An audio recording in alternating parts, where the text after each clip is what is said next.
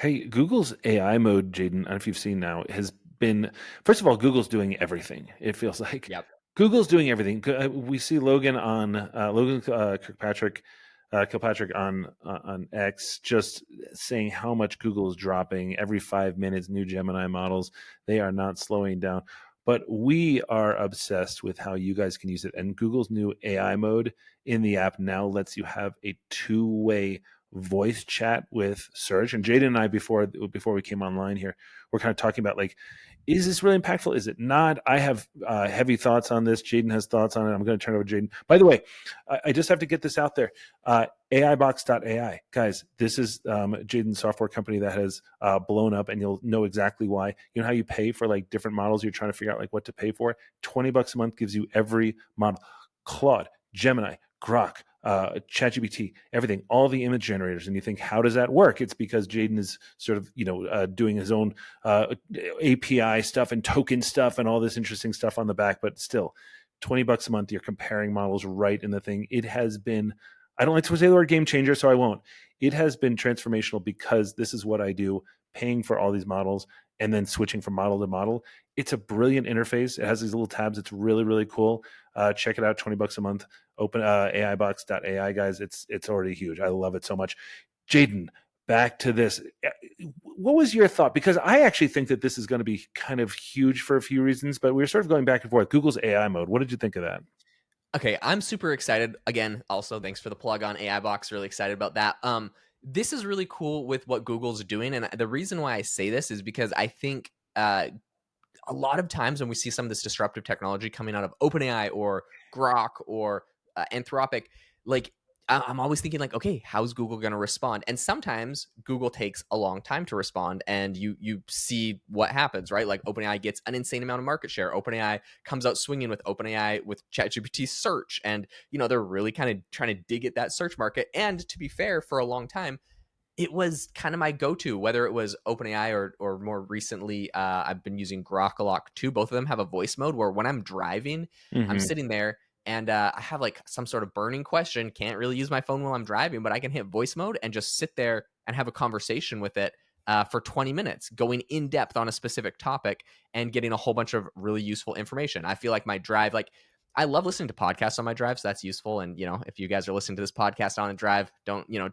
replace us with OpenAI. We're Yeah. definitely Yeah, better, they're the right? worst. They're the worst. Yeah, yeah, they're the worst. But it's an amazing thing where it's like beyond just consuming content, you can actually like get in there and learn. You can ask follow-up questions. So I find that really, really useful.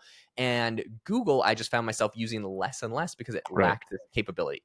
Those times have changed. Google has come out swinging.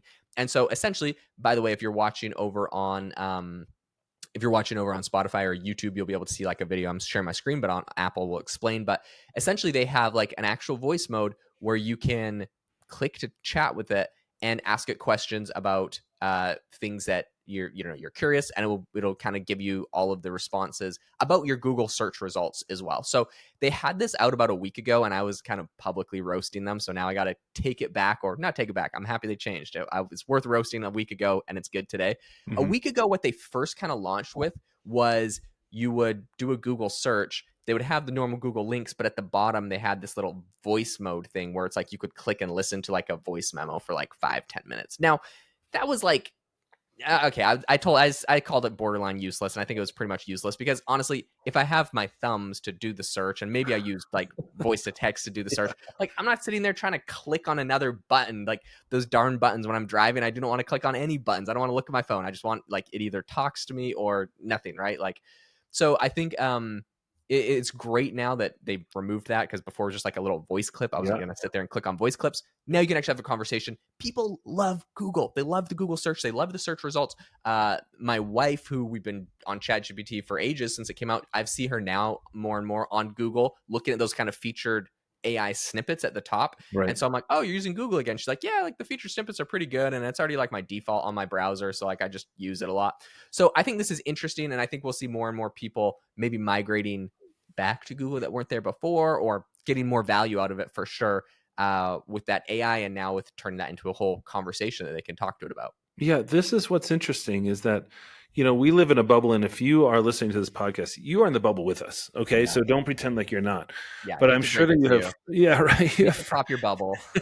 You have friends and family that aren't using this, and I guarantee they're still using Google search. So the reason I really like what Google did, and we mentioned this before after I/O, the reason I loved I/O this year, their big sort of like developer, like, hey, here's our new stuff, is that it wasn't really focused on, hey, look at all this new crazy tech, right? They did have glasses come out, which I think Meta just had new glasses come out too, Jaden, right?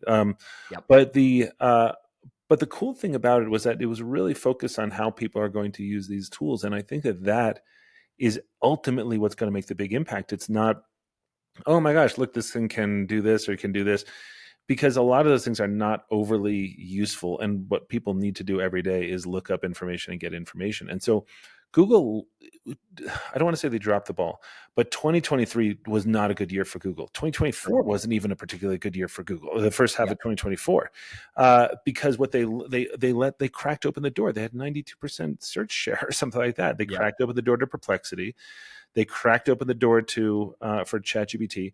And look, I get it. They had to move sort of slowly and deliberately, and I don't even really fault them for it. But now, as people who are still using Google, and it's still 90% of the world is still using Google to look things up, as they see AI mode, okay, that's sort of starting to get in front of their eyeballs. And then as they start to realize they can talk back, I think there's going to be a lot of people almost discovering sort of the ChatGPT / Perplexity element to Google without ever really switching over to ChatGPT. I think a lot of people do use ChatGPT as a browser now. I tend to use Perplexity. I know people are like, why would I use Perplexity anymore? I actually still love Perplexity. I think like I have Claude as the background engine to it. Obviously, you can switch that up. So it gives me great output every time. I like the interface a lot. I don't know. Perplexity is still my kind of go-to on this, but I'll say that the huge majority, and remember, like, this is outside our bubble, this is the great majority of people on the planet right now, are going to get a lot more utility out of Google and are going to be like, wow, this is magical. So I think Google probably is sweeping in just in time. Did they lose market share? Yes, but do they have to disrupt even more painfully? They have to disrupt their $50 billion a year ad revenue model, right? Yep. Which is a real disaster for them. So they were torn. But I love what they're doing here. I think that this is getting in front of people in a way that people are already comfortable because they're comfortable with Google. And that's what I think is the big takeaway for me anyway today.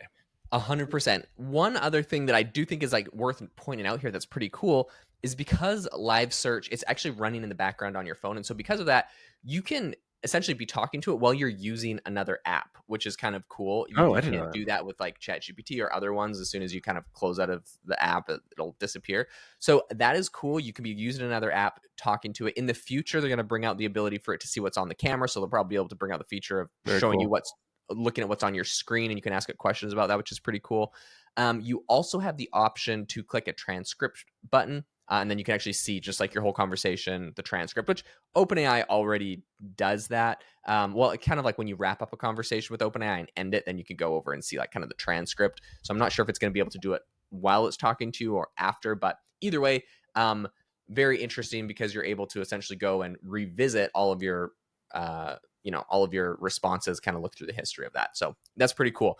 And I think it's cool that it allows you to talk to it while you're using other apps as well, which is opening up a lot. So all in all, I'm really excited by this. I think Google is making some big strides. They're coming up with cool new features like this all the time. And so I've gone from kind of, skeptical of Google to this year, I'd say 2025 becoming very very bullish on Google and what they're doing. And if you're interested in learning new things with a tool like Google's AI, and you're always kind of like trying to figure out new stuff with this, one of the best ways I would say to learn new things about AI itself is to go check out Conor's AI mindset course. So he has this whole course which is absolutely phenomenal. It breaks down AI and frameworks around AI, specifically I think for people working in business and trying to further their businesses and careers with AI. Is a amazing frameworks. A ton of organizations, like literally, they'll just buy a license for everyone in their entire organization to get it, because once one person at the top sees kind of the content, they're like, oh my gosh, everybody needs this, and so they'll get it. So if you're interested for either your organization or for yourself, kind of getting an unfair advantage over other people or the other candidates at a job, whatever, go check out the AI Mindset course. The link's in the description. It is phenomenal. And just like this new Google feature, it will teach you so much more about AI than you knew before. So thanks so much for tuning in. Make sure to leave a rating and review. We appreciate all of you, and we will catch you guys all next time.